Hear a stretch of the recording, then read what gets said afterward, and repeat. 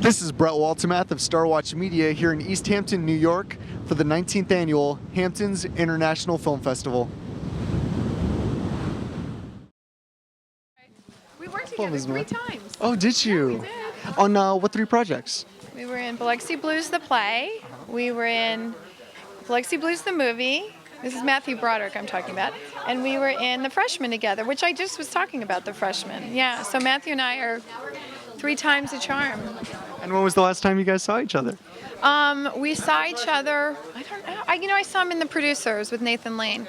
Yeah, so. Let's talk about The Artist, a film that's gained worldwide acclaim already after its world premiere in Cannes. Can you please discuss the film with us and a little bit about your role in the film? It's a black and white silent film set in the 20s. I play the wife of a silent film star, it's our marriage is falling apart, and he he falls for this young starlet, this up-and-coming starlet, and it's really kind of a love story, and it's sort of about the rise and fall of an actor, a la, A Star Is Born kind of. But it's also like a Singing in the Rain, and it's a lot of things combined into one, and it's just a really exciting movie, and I love old Hollywood, and I love the 20s, and I love the glamour of that era, the glamour from that time period. So just to be a part of a movie that is so daring and courageous to make, I felt so lucky that I was going to be a part of it, How did you approach your role considering the fact that you would not be speaking in the film? Well, because I watched old movies, I also did a movie called Chaplin with Robert Downey Jr.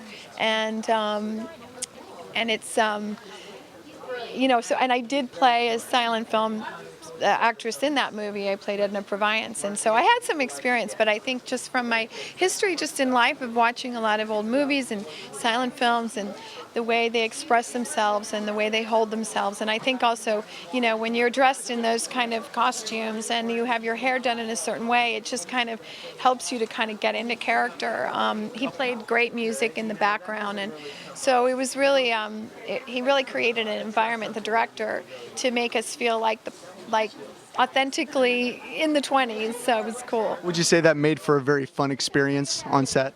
It was. I've never been in a situation like that where you don't have to worry about the words or how your voice sounds. You can actually just be in the moment and in the scene and hear all the music's playing, and it really gets you in the mood. And so it was really kind of exciting, and the sets are so beautiful, and the lighting, and I think you appreciate so much about filmmaking that we take for granted now. I think when you see this movie in its basic sort of purest form in black and white, like black and white photography, you notice the lighting, and you just notice things that you wouldn't notice now. And I think it's just reminding us why we fell in love with movies, where it all began, and it's the golden age of Hollywood, and that, you don't need sound to still have a moving, emotional experience watching a movie, and the audience gets to participate with the story, and that, because they get to interpret, so it's really kind of exciting.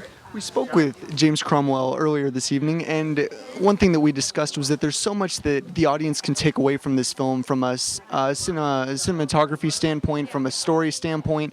What would you like to see the audience take away from the film?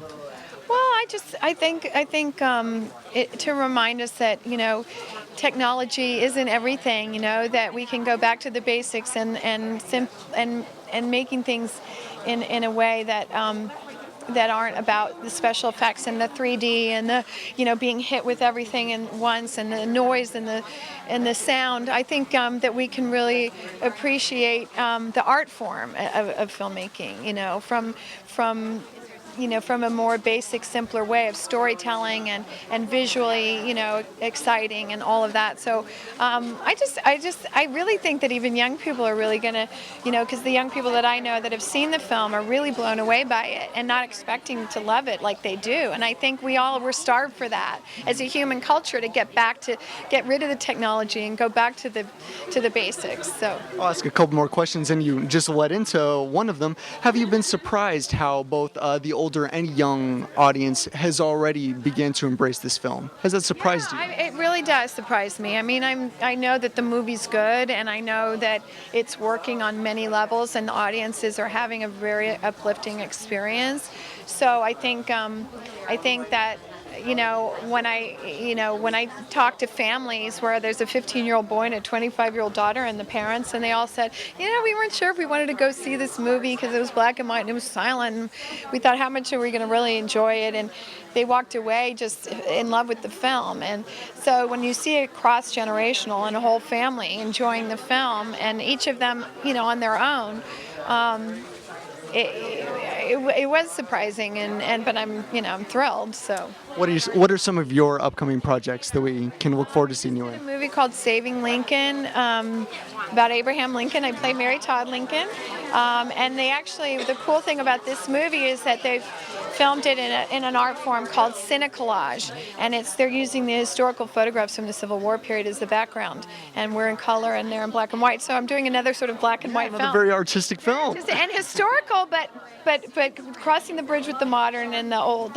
and the new. So a lot of that going on with the themes right now. Yeah, you've gotten to have fun doing very unique pictures. Artistic films, very unique, very original and groundbreaking, and I'm excited. I have another movie here too called Think of Me that I haven't seen. So I was going to say, from an actor standpoint, you can almost say you've been spoiled for the past years. Oh, I know. Yeah. Next time, though, I hope to make some money because I didn't make money in these movies, but I'm still very proud to be part of them because they're works of art, and I'm very happy to have had that opportunity because sometimes you don't get it very often. So. And the films are beautiful, and you've received acclaim for your roles in the film, and congratulations on that. Is this your first time at the Hamptons? I'm at the Hamptons. I'm very happy to be here. Having a good time? Yeah, it's beautiful. It's really beautiful. So looking forward to it. Thank you. Thank you.